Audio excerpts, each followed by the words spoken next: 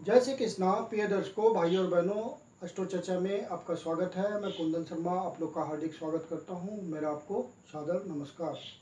आज के वीडियो में जो सिंह लग्न के व्यक्ति हैं उनका जुलाई माह कैसा गुजरेगा उस पर एक संक्षिप्त पर चर्चा करेंगे। क्या क्या सावधानियां उनको बरतनी है और किन किन बातों का ध्यान रखते हुए उसका निराकरण करना है।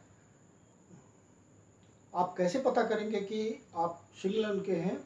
तो आप अपना D1 चार्ट या लग्न चार्ट या असेंडेंट चार्ट खोलिए और 5 नंबर यदि प्रथम भाव में लिखा हुआ 5 लिखा हुआ दिखता है तो आप सिंह लग्न के लियो लग्न के व्यक्ति हुए। जिनके पास अपना बर्थ डिटेल्स नहीं है वो नाम राशि से देखें, रिजल्ट मोर और लेस सेम आता है।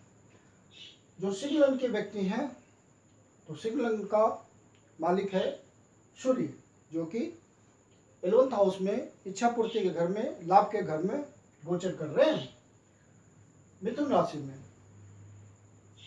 तो पूरी इच्छा पूर्ति के प्रति इनका कंसंट्रेशन है, लाभ के प्रति इनका कंसंट्रेशन है। मतलब सूर्य जब तक यहाँ गोचर कर रहे हैं 16 जुलाई को ये कर्क राशि में प्रवेश करेंगे तो आपका लग्नेश 11th भाव में गोचर कर रहा है, मतलब आपकी इच्छा पूर्ति करेगा।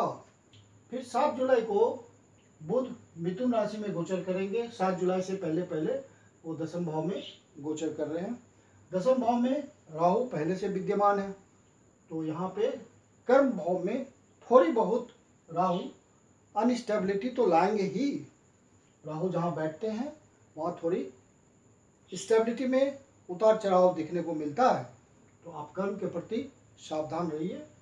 और दूसरी बात यह है कि राहु शुक्र की राशि में गोचर कर रहे हैं और शुक्र इस समय आपके 12वें भाव में गोचर कर रहे हैं, तो आपका बाहर से संबंध बनेगा कर्म के रिगार्डिंग, क्योंकि राहु तो सारी विदेशी बातों का कारक है।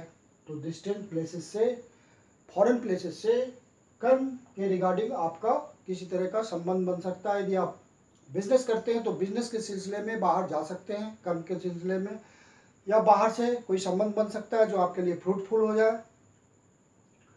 या आप कोई जॉब करते हैं तो जॉब के सिलसिले में आपको बाहर जाने का मौका मिल सकता है, विदेश यात्रा हो सकती है। जो स्टूडेंट पढ़ाई लिखाई के लिए बाहर निकलना चाहते हैं सिंह लग्न वाले, तो उनके लिए विदेश का जाने का संयोग बन सकता है, बाहर जाकर पढ़ाई करने का संयोग बन सकता है। मंगल 12वें भाव में नीच राशि में गोचर कर रहे हैं और नवम भाव के स्वामी हैं, तो भाग्य से भी मंगल का संबंध बन रहा है। तो आपका भाग्य के थ्रू मंगल भी आपको पहुंचा सकता है विदेश, तो ये योग बन रहा है बाहर जाने का।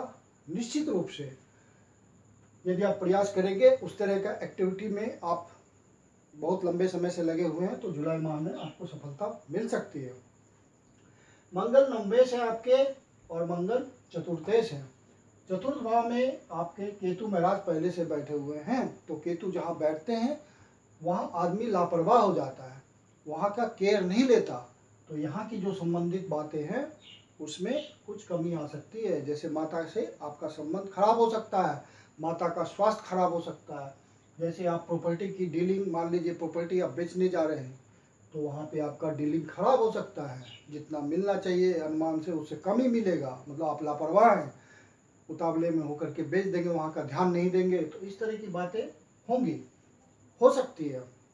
यहाँ पे 8 नंबर की राशि भी पड़ी हुई है जो कि संघर्ष की राशि है, तो यहाँ आपको ध्यान देना है, अपने मेंटल पीस के प्रति ध्यान देना है, अपने जो न्यूक्लियर फैमिली है उसके प्रति ध्यान देना है, ताकि कोई आपका मतभेद ना हो बाल बच्चों से, अपने या पत्नी से, जो आपकी न्यूक्लियर फैमिली है।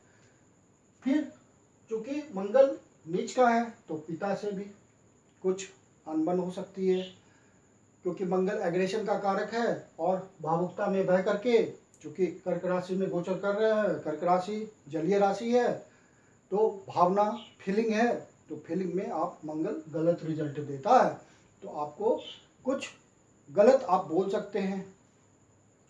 पिता का स्वास्थ्य खराब हो सकता है क्योंकि इसका मालिक 12वें भाव में बैठा हुआ है, तो थोड़ी बहुत स्वास्थ्य में कमी आ सकती है, तो पिता का ध्यान रखना है। माता का भी ध्यान रखना है, अपने बाल बच्चों का भी ध्यान रखना है, अपने परिवार का भी ध्यान रखना है आपको। फिर जो एजुकेशन में लगे हुए लोग हैं उनके लिए तो बढ़िया समय है, जो प्यार मोहब्बत करने वाले लोग हैं उनके लिए भी बहुत बढ़िया समय है। प्यार मोहब्बत जो प्रेम प्रसंग जिनका पहले से चल रहा है वो शादी में कन्वर्ट भी हो सकता है यदि वो सीरियसली सोचे तो गुरु महाराज सप्तम भाव में उनका हिसाब उनके बारे में सोच रहे हैं वक्री होकर के, तो आप उसको परिणत कर सकते हैं विवाह में। जो स्पेकुलेशन में लगे हुए लोग हैं, शेयर मार्केट के धंधे में हैं, यहाँ तक कि लॉटरी सट्टा जुआ में कुछ पैसा फंसाते हैं कुछ कमाने के लिए, तो उनके लिए भी अचानक से कुछ व्यवस्था हो सकती है धन की। गुरु अष्टमेश भी हैं, अचानक से कुछ न कुछ देंगे, बकरी है, पावरफुल है, तो कुछ लाभ मिल सकता है। फिर जो महत्वपूर्ण गोचर परिवर्तन है जुलाई माह में, वो तो ये है कि 7 जुलाई को बुध वृषभ राशि से निकल करके मिथुन राशि में प्रवेश करेंगे, और ये मिथुन राशि में जैसे ही जाएंगे तो बहुत अच्छा रिजल्ट देंगे। लाभ भाव के स्वामी हैं, लाभेश हैं, और अपने ही घर में बैठेंगे तो बहुत स्वस्थ रिजल्ट देंगे। और जो सब्सटेंशियल लाभ होगा वही आपको मिलेगा, इच्छा पूर्ति होगी सब्सटेंशियल, एक दिखेगा आपको इच्छा पूर्ति। अपने बड़े भाई से आपको सहयोग मिलेगा किसी तरह की इच्छा पूर्ति में, वो साधक हो सकते हैं आपके, जो आपके यार दोस्त हैं, जो करीबी लोग हैं, करीबी दोस्त हैं, वो आपकी मदद कर सकते हैं। यदि आप इस समय मान लीजिए आपको धन की जरूरत होगी तो दोस्त यार आपको बड़ा सुलभ ढंग से बिना सोचे विचारे धन दे देंगे। समाज के जो प्रभुत्व वाले लोग हैं उनसे आपको किसी तरह की मदद मिल सकती है जिससे आपकी इच्छा पूर्ति हो। फिर सूर्य जब कर्क राशि में चले जाएंगे, 12वें भाव में चले जाएंगे, तो लग्नेश आपका 12वें भाव में जब जाएगा तो आप खुद 12वें भाव में गए तो आपको डिसीजन लेने में दिक्कत होगी, डिसीजन सोच समझ के लेना है। मंगल आपका 20 तारीख को सिंह राशि में लग्न पे गोचर करेगा, तो ये एक अच्छी स्थिति है कि मंगल लग्न में आ जाएंगे, अपने मित्र राशि में आ जाएंगे। फिर शुक्र भी 17 जुलाई को यहाँ से निकलकर सिंह राशि में आ जाएंगे, तो वो भी अच्छी स्थिति में आ जाएंगे। ऐसे 12वें भाव में कालपुरुष की कुंडली में 12वें भाव में शुक्र बहुत बढ़िया रिजल्ट देता है। 12वें भाव चूंकि उच्च का होता है शुक्र का, तो यहाँ पे शुक्र बढ़िया रिजल्ट देंगे। जो बेसिक कंफर्ट है, बेड कंफर्ट्स है या फिजिकल कंफर्ट्स है, वो बहुत ज़्यादा बढ़ जाता है शुक्र। ये सब खुशी, भौतिक सुख साधन देता है, खुशी देता है।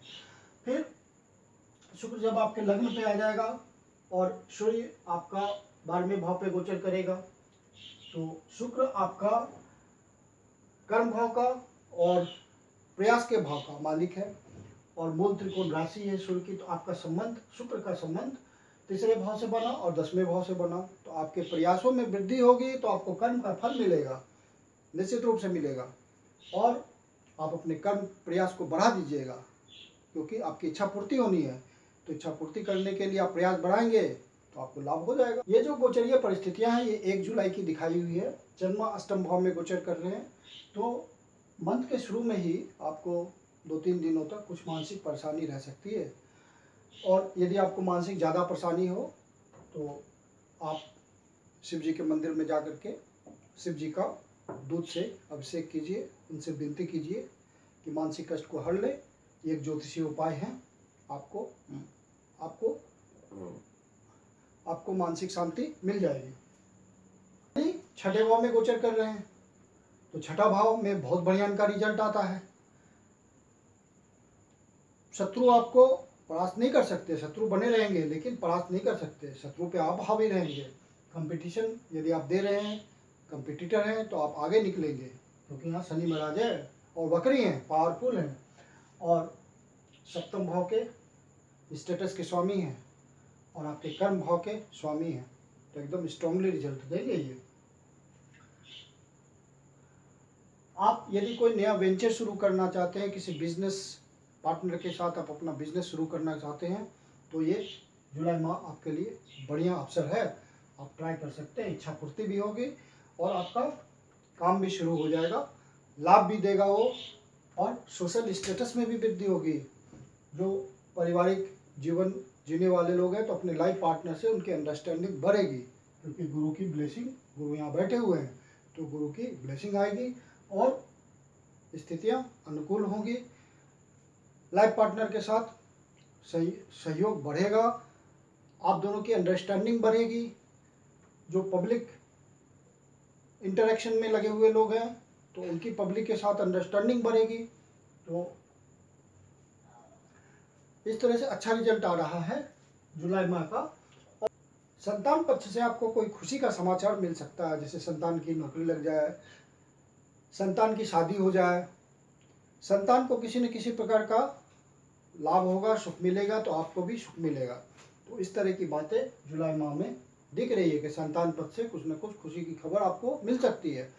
सूर्य जब तक यहाँ है आपका 15 तारीख तक, 16 तारीख को तो कर्क राशि में चल जाएंगे। तो संतान प्राप्ति यदि आपको 15 जुलाई तक होती है, यदि संतान प्राप्ति का समय चल रहा है और वो 15 जुलाई तक होता है, तो बच्चा बहुत ही भाग्यवान होगा, क्योंकि लग्नेश की सीधा दृष्टि होगी और वो भी सूर्य की, तो बच्चा बहुत ही भाग्यशाली पैदा होगा।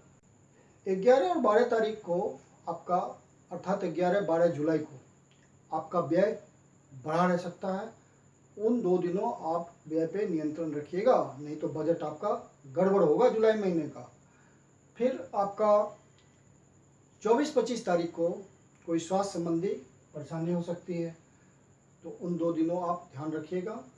यदि परेशानी हो तो उसका निराकरण कर लीजिए। छोटी मोटी परेशानी हो डॉक्टर को दिखा लीजिए, मेडिटेशन कर लीजिए, योगा कर लीजिए, एक्सरसाइज कर लीजिए, ये सब करते रहिए, तो ये सब छोटी मोटी परेशानियाँ टल जाएगी। स्वास्थ्य का मेन मुद्दा होता है, 50 से ऊपर के सेगमेंट के जो लोग हैं उन्हीं को ज़्यादा स्वास्थ्य की परेशानी होती है, तो आपको ध्यान रखना है इस बात। फिर 28 और 29 तारीख को किसी तरह का आपको समाचार मिल सकता है जिससे मन परेशान हो।